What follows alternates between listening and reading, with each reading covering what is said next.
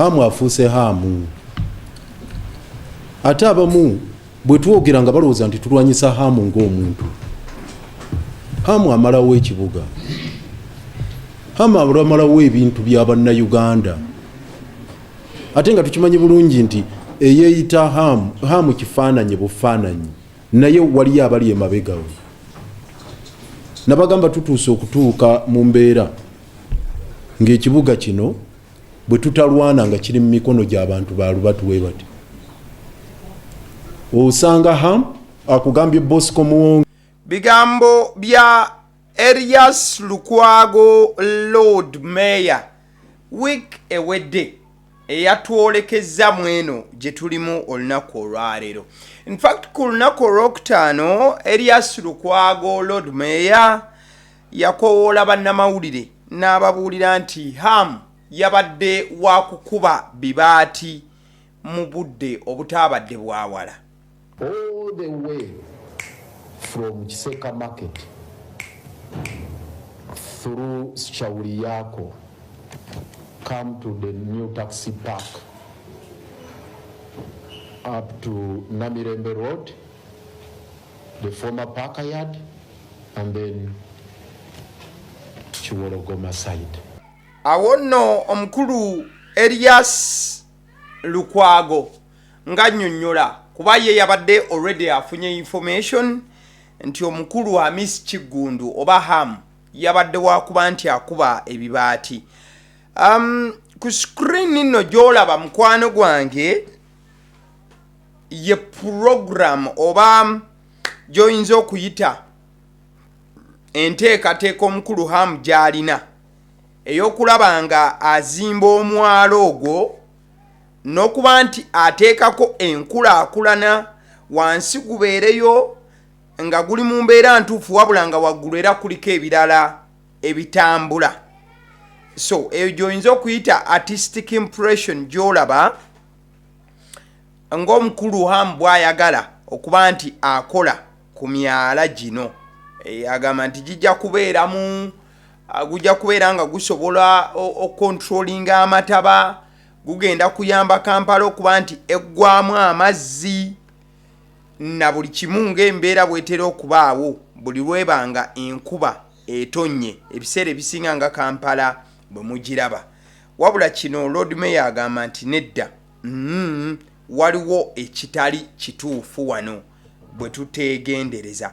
So in fact omukulu hamu gye buvuddeko yakoze tweet oba expost ngagamba nti we don't need to live Uganda, we simply need to develop it into the Europe we desire for God and my country. Yataddeko akatambi ka artistic impression oba ekyo kyasuubira oba kyeyandyagadde okuzimba ku myala gino naddala ogwo ogwa Nakivubo n'emyala emirala mu Kampala awo. Kati ye bwe yabadde ateekako artistic impression eno oba ekyo ekintu ekikubiddwa aba ati ekisuubirwa kye bandyagadde okukola, omukulu yagasseeko obubaka obwabadde bugamba nti tetwetaaga va mu Uganda wabula twetaaga kuba nti Uganda yennyini gye tukulaakulanya n'efuuka ng'ensi ez'ebweru ze tutera okuddukiramu oba eza Bulaaya. Wakati ebyo nga bitambula waliwo ebbankaluwa oba ebbaluwa ekakasibwa okuba nti yateereddwako n'omukono gwa President Yoweri Kaguta Museveni. Ebbaluwa eno ng'ekkiriza hamu okugenda mu maaso n'emirimu. Ebbaluwa gy'olaba ku screen egamba bweti mukwano gwange. Right Honorable Robin Anabanja, Prime Minister and Leader of Government Business in Parliament, babadde bagiwandiise nga egenda eri Prime Minister Mama Nabanja. Egamba nti redevelopment, upgrade, beautification, drain and drainage improvement of Nakivubo Channel. Nti eyogera kukukulaakulanya n'okuddamu okubanga baddaabiriza n'okulabisa bulungi ennyo omwala gwa Nakivubo. I have got a very good proposal from Ham Chigundu dated the 25th of July 2025 regarding the Nakivubo drainage channel. Ham points out the fact that the channel is open, invites people to throw in rubbish including plastics, feces, etc., all of which disgust the people contagious to the channel, led to blockages of the channel and flooding. Kati nga President Yoweri Kaguta Museveni mu bbaluwa eno gye yawandiisa agamba nti yafunye ekiteeso okuva eri Hamu Kiggundu. Ekiteeso ekyo Hamu yakiweereza nga 25 Julaayi omwezi oguwedde, ng'asaba omwala gwa Nakivubo aguzimbe olw'ensonga nti gwasamye. Kati abantu tibasuulamu kasasiro, basuulamu obubi, ne basuulamu n'ebintu ebirala ebireeta endwadde n'ebintu ebigwa mu kkowa eryo, era ebireetera n'omwala guno okubanga guzibikira n'amataba. Hamu yasaba nga 25 Julaayi, waayita ennaku 7 oba 6, President Museveni n'awandiika ebbaluwa nga 2 August. Wuliriza. His proposal is imaginative and simple. Allow him to cover the channel after cleaning it and strengthening it at his own cost. What a really godly proposal. How will he recover his money? Simple. Allow him to build properties above it that will bring back the money. President Museveni mu bbaluwa eno nga agamba Maama Nabbanja akkirize Hamu oba Hamisi Kiggundu okuzimba ku mwala, aguzimbe nti gubeere mulungi, gubeere gw'amaanyi, kati waggulu Hamu azimbe ebizimbe n'ebintu ebirala ebikulaakulanya. President Museveni agamba nti proposal ya Hamu eno ya bwakatonda. What a really godly proposal. President Museveni agamba nti talabangako kintu kya bwakatonda nga Hamu kye yaleese, nti proposal nnungi oba kiteeso kirungi. Era President Museveni agamba nti Hamu buli kimu agenda kikola ku ssente ze. Kati President Museveni mu bbaluwa ye kennyini ne yeebuuza ne Hamu ssente agenda kuzijjayo atya. President Museveni yamaliriza n'agamba mumukkirize azimbe ebizimbe oba properties waggulu ku mwalo ogwo ng'amaze okugukola, ssente ze asobole ozijjayo. I approve of the plan, help him to execute. President Museveni ku bbaluwa n'agiteekako omukono n'agamba nti ye pulaani agiyisizaamu, agikkiriza, muleke Hamu akole. Ebbaluwa Hamu yagiwandiika nga 25 Julaayi. President Museveni yagizeemu nga 2 Agusito. Era ebbaluwa eno President Museveni n'akopingirako Vice President w'eggwanga, Minister wa Kampala, Minister wa Finance, Minister wa Education and Sports, n'ateerako Attorney General, Minister w'obwa President oba Minister for Presidency, era n'akopingirako ne Hamisi Kiggundu. Amuweereza amulage nti Hamu nze kyewasabye kiiseemu. President Museveni ebbaluwa agiwandiika nga 2 Agusito. Hamu ye yasaba okusaba kwe nga 25. Waayita ennaku 6 President n'addamu era n'akkiriza. Kati wayise ennaku zibadde ennaku 16, leero 19, n'olunaku olw'eggulo nga 18, okukeera ng'ebibaati bikubiddwa wonna ku mwala nga bwe gutambula ogwa Nakivubo mu Kampala.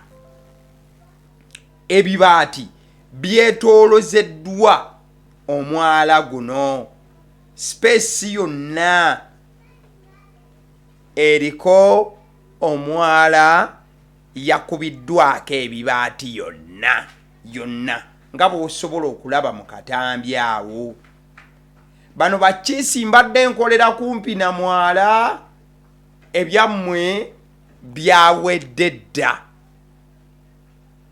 oba kaweddemu dda nga bw'osobola okulaba. Ebibaati buli wamu. Era abakozi ba Hamu Enterprise eno nga ye ya Hamisi Kiggundu oba Hamu batandise dda okukola emirimu ku mwala guno ogwa Nakivubo. Era nga President Museveni yayisizaamu dda buli kimu kikolebwe. Though Erias Lukwago paka nakati agamba nti nedda Ham alina okugoberera kyoyinza okuyita public private partnership protocol okulaba nti embalirira ebaawo bw'abantu wakukolagana ne gavumenti mu nsonga ezikwatagana n'okuba nti omwala guno guddaabirizibwa. Bwe wetegereza abantu abali ku sayidi ya Ham balina defense yaabwe gye bataddewo oba engeri gye batandise okuba nga badefendingamu Ham ku kino ekigenda okuba nga kikolebwa. Bagamba nti Erias Lukwago ali mu mbeera ya kulaba nga azannya byabufuzi era nga bagamba nti Ham okuzimba ku mwala guno si nti naaba agenda kweyimirizaawo nga ye, wabula ali mu kuyamba banna Kampala ne Uganda okumalawo ekizibu ky'amataba. Abali ku sayidi ya Ham bwe bagamba era nti bw'oba weetegereza Ham talina kyali mu kukola mu bukyamu olw'ensonga nti Pulezidenti Yoweri Kaguta Museveni yakkiriza. So batandise okuba nga bagamba Erias Lukwago nti akkirize kino kikolebwe era nti Ham mu byonna byakola talina watataganyiza butonde olw'ensonga nti Ham yafunye dda approval okuva mu buli wamu eweetaagisa. Bagamba nti Ham teyavudde buvi mu bbanga, yakola dda enteekateeka okulaba nga kino kitambula. So ky'olina okumanya, Kampala ebintu byakyuse dda gwe atannayingira mu Kampala. So still abasayidi ya Ham bagamba nti ekibiina kya CAF bwe kyajja okuba nga kirambula ekisaawe oba ekitongole oba association etwala omupiira mu Africa eya CAF bwe yajja okulambula ekisaawe ekyo ekyali ekya Nakivubo ne kifuuka Ham Stadium, baalagira omwalo gwo okutereezebwa n'okukolebwako mu mbeera entuufu so that ekisaawe ekyo nakyo kifunira ddala olukusa lwa CAF olw'enkomeredde. So nakyo kyekimu ku nsonga ezigambibwa nti osanga Ham ayagala okulaba nga atereeza awantu awo n'okulaba nti emyala agutereeza n'ogubikkako buli kimu. Bwe wetegereza omukulu Erias Lukwago still nga byonna bigenda maaso yazzeemu n'akola post regarding ebibaati n'ebirala. Yagambye public property Nakivubo drainage channel fraudulently appropriated by unscrupulous individuals, Ham enterprises, and you hear some charlatans hyping it as development or Uganda. May God uphold thee. Owekitiibwa yagambye nti abantu abamu baddidde property ey'eggwanga era ey'abantu nga gwe mwala gwa Nakivubo ne bakozesa olukujjukujju n'obufere ne bagutwala mbu bali mu kukola nkulaakulana.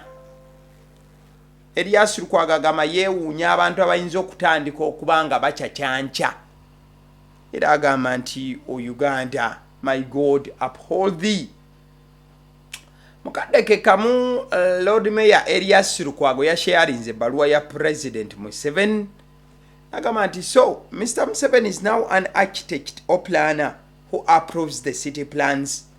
Erias Lukwago yayambalaganye bukanzu ne President Museveni nga amubuuza nti kati President Museveni yafuuse muzimbi, yafuuse yinginiya era mukubi wa pulaani okubeera nga ye yafunye ebbaluwa okuva ewa Ham n'ayisaamu ebyo Ham bye yasabye.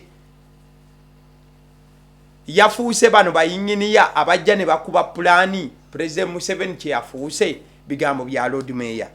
Does this letter confer absolute ownership of Nakivubo drainage channel onto Mr. Kiguno Hamis in a perpetuity, since he is being given a leeway to construct his own commercial structures thereon? omukulu Lord Mayor Elias Lukwago nabuuza nti ene ebbaluwa ewa obwannannyini obwenkomeredde obw'omwala neguwa Hamu Kigundu oba Amisi Kigundu emuwa olukusa olwo wuuyo olw'ensonga bamukkiriza n'okubaako byazimbako ng'agenda kubifunamu mu ssimbi. Bigambo bya Elias Lukwago. Mukadde ke kamu Elias Lukwago ayongera okukaatiriza ti amazima wallahi Hamu byonna byakola tebiri mu mateeka. Omuntu yenna okuzimba ekisimba oba ekintu kyonna n'okuba mwala naki nema eteekeddwa okuwa olukusa. Nema temuwanga lukusa. Era kyemuvudde mulaba nga nema ejja emenyaamenyanga ebintu by'abantu. Ekyokuna Hamisi Kigundu talina gye bayita holding permit oba olukusa lwe bakuwa okuba ekibaati. Biri byonna neomala obituukiriza still era weetaaga olukusa olukukkiriza okuba ekibaati. Talulina. Talina ndagaano na KCCA, talinawo kyapa ku mwala. Talina nema certificate. Talina approved plan ya KCCA. Talina holding permit emukkiriza okuba ekibaati. Talina mateeka ge yayitamu kutwalawo. Ne plan ye temanyiddwa. Biyafu byakola biri bweru w'amateeka. Bigambo bya Elias Lukwago, Lord Mayor. Yabadde musungu wavunye eri President Yoweri Kaguta Museveni olw'owandiika ebbaluwa gye yawandiika ate era mukadde ke kamu n'ayambalira omukulu Hamu Kigundu. Kale nga tukyali ewa President Yoweri Kaguta Museveni kyolaba eddakiika eno ku screen mukwano gwange gwe gubadde omukolo ogutegekeddwa olunaku olwaleero wali ekyaddondo. NRM oba ekibiina ki National Resistance Movement kibadde kyanjula mu butongole ekifaananyi ekya kandidenti waabwe agenda okwesimbawo ku bwa pulezidenti oyo nga si mulala ye Yoweri Tibwabulwa Kaguta Museveni. Bamwanjudde mu butongole posta eno babadde bamwanjula era nga banjula ne theme ey'ekibiina oba omukulembeze gy'agenda okutambulirako nga asaka obuwagizi era ng'ayita abantu bamulonde. Ekimu ku bifaananyi osobola okulengera Katongole Singi abaddewo obutereevu nnyo nnyini ddala. Omukulu oyo omumanyi bulungi, abadde mu byobufuzi bya Uganda okumala akabanga. Osobola okulaba nti unveiling ceremony eno by the way omukulu NRM First National Vice Chairman omukulu Alhaji Moses Kigongo abaddewo wamu ne second vice chairperson ow'abakyala side Right Honorable Rebecca Kadaga ne bamemba aba SEC oba Central Executive Committee babaddewo okubeera nti banja ekifaananyi ekigenda okukozesebwa mu butongole ekya President Yoweri Kaguta Museveni ng'ayagala okuddamu okufuna entebe y'obwa president okwongera okuba nti bannayuganda abatwala mu kaawu. Ekifaananyi nga bw'okiraba kyekyo ekiri official. Theme y'omulundi guno oba omubala oba kwe bagenda okuba nga batambuliza nga bayiga akalulu bagambye nti protecting the gains as we make a qualitative leap into high middle income status. Eyo ye theme nti bagenda kukakasa nti bakuuma ebyo bye bafunye ate nga bwe batoba okulaba nti bakakasa nti eggwanga balitwala mu middle income status oba mu luse lw'okuba nti eggwanga teriri mu bwavu wabula nga liri wakati awo mu byenfuna. President Yoweri Kaguta Museveni oluvannyuma naye apostinze ekifaananyi ekyo mu butongole okukakasiza ddala nti yes naye yataddeko omukono. Era olabira ddala ku kipande ekyo bataddeko nti Yoweri Museveni protecting the gains as we make a qualitative leap into high middle income status. So mu butongole President Yoweri Kaguta Museveni akyayagala okuba nti ayitibwa president n'omwaka ogwa 2026 agama muddeemu mu kanyongere. Ate bwe tuba nga tuli ku side endala ey'omukulu era aliwo oba agenda okubanga abisana ne President Museveni omukulu His Excellency Roberto Kyagulanyi Ssentamu Bobi Wine akusaide eya NUP olunaku olwaleero balusiibye mu maziga mangi bannakibiina kya National Unity Platform nga bakulembeddwamu President w'ekibiina kino Kyagulanyi Robert Ssentamu oba Bobi Wine, omumyuka we Dr. Lina Zedriga Waalu n'omubaka omukyala akiikirira disitulikiti ya Kampala Honorable Shami Marende, Zahara Luyirika n'abalala babadde Kasese gye babadde bagenza okuziika munnakibiina Alexandria Marinos omukyalo oyo. Ekifaananyi ekyo kyolaba kye kifaananyi kya Alexandria Marinos eyavudde mu bulamu obw'ensi eno, ate kye kifaananyi kyolaba kya His Excellency Bobi Wine bw'abadde atuuka ne Maama Lina Zedriga. Eyo nno ye tent mwe baba batadde. Mubaddemu President and his entourage, mubaddemu osobola okulaba ab'enjawulo Shami Marende, osobola okulaba Mama Dr. Lina Zedriga. Ebimuli babireetedde ddala mu bungi okubeera nga bapayinga respect eri omukyala Alexandria Marinos eyavudde mu bulamu obw'ensi eno. Eno nno moment ebadde ya njawulo nnyo. That is His Excellency Bobi Wine wabadde atambula bulambirira okujja okusalutinga omubiri gw'omugenzi Alexandria Marinos, era oluvannyuma akutte flag ekibiina ki National Unity Platform okubeera nti agiganzika ku kesi y'omukyala Alexandria Marinos. Mu show eri gye twakoze twakunyonnyoddeko ebimu ku bibadde bikwata ku mukyalo ya Alexandria Marinos eyavudde mu bulamu obw'ensi eno, era ng'olunaku olwaleero bamubisse ettono ne yeebakira eringi. Wabaddewo ko ka moment ak'enjawulo, Shami Marende ng'ali ku bigere bye, Zahara Luyirika abadde atunudde eri ng'alinga eyeefudde atatunulayo batamuyise ne boogera. And I think kino Bobi Wine kimuwadde akamwenyu, osobola okuba nga omulaba bamukoonyeeko. Zahara Luyirika abadde ng'atunudde eri yeefuula nti talabye Shami Marende, but Shami Marende sseba afukamidde. Shami Marende afukamidde ku ttaka ne yeeyala okubuuza ku munne bwe bagenda okuba nga babbinkana. Era bw'obanga weetegereza bulungi awo osobola okuba nga olaba ekifaananyi ekyo babadde bagenda okutekinga ekifaananyi bonna basembedde ne beekukuutiriza ku His Excellency Bobi Wine. Zahara Luyirika ng'ali eno, Shami Marende mukazi wattu ng'ali eri yenyiganyiga. Naye ng'ekifaananyi alina okuba nga akifuna n'okukakasa presence ye nti olunaku olwaleero yabaddewo mu butongole. So okuziika bwe kutyo bwe kubadde. Rest in peace Alexandria Marinos, omwoyo gw'omugenzi Mukama agulamuze kisa.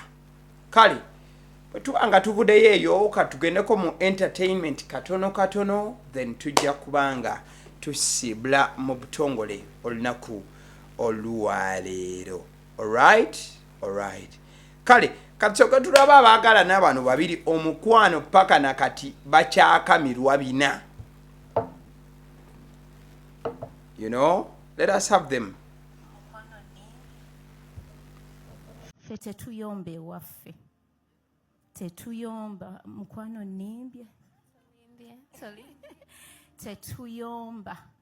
Ewaffe tetuyomba. Newabaawo ki mukwano mwereere. Naye ng'ekyo kiva ku bazadde baffe. Era nange yentanda gye mbasibirira mwagale abantu, because the Bible says love never fails. Singa si mukwano gwa Mukama eyatwaga. So that is Chosen Becky.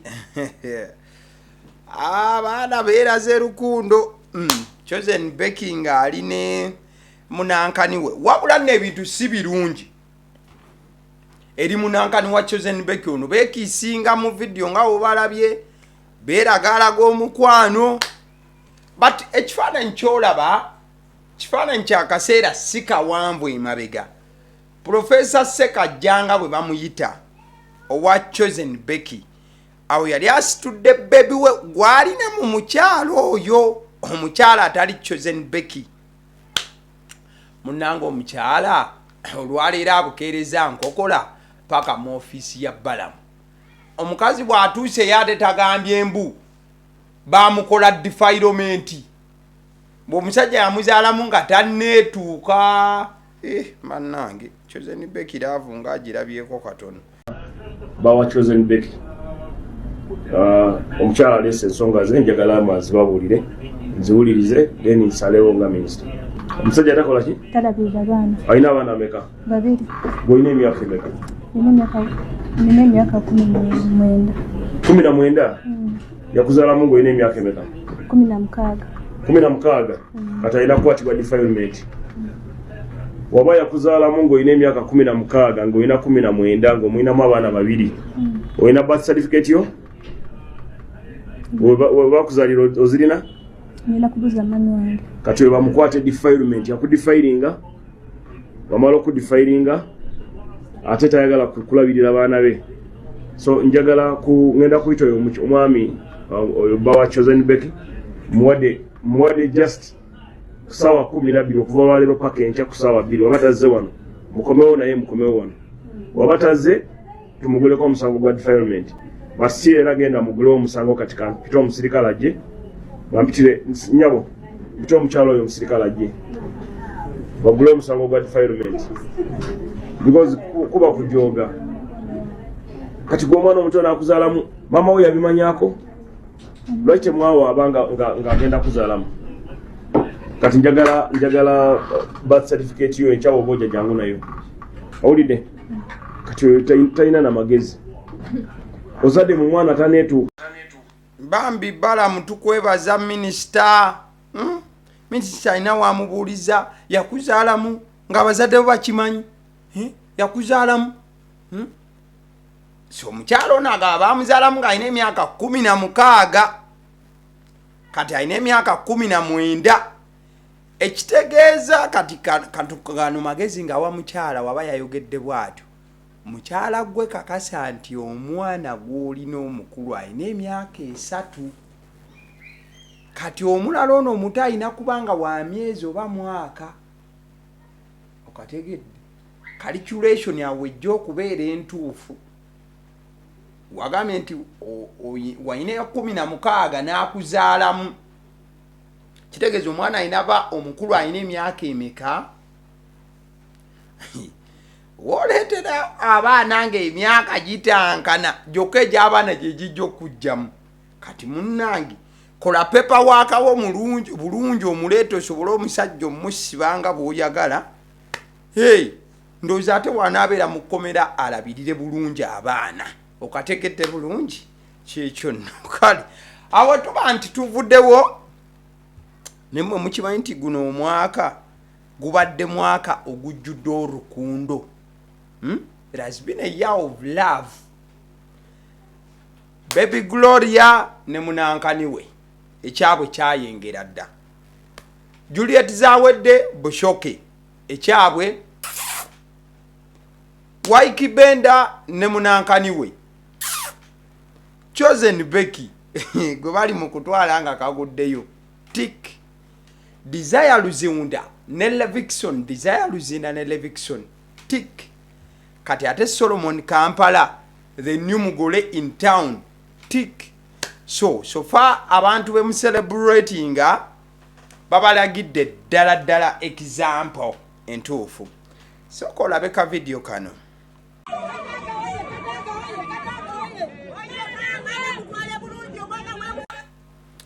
yes of course ka video yako koli mukulaba ku screen kamchala owekitiibwa honorable mama alitwala Kadaga bwatyo bwalabisa olunaku olwaleero bw'abadde ajje wali ku kitebe wali NRM ng'eyanjula ekifaananyi ekiri ofisi ekya president bwatyo omukyalo ono walabise omukyalo ono akyali energetic olw'ensonga nti ayagala naye ekifo very soon bagenda kuba nno babbinkana ne speaker Among bagenda kubanga batunkira ddala bagenda kubanga batunka ku kifo ky'obwa second vice chairperson female Maasaawo retired honorable right honorable Rebecca Alitwala Kadaga eyava kuba speaker agenda kuba binkana ne speaker aliko naye omukyalo ono wazaalagidde ddala nti akyali energetic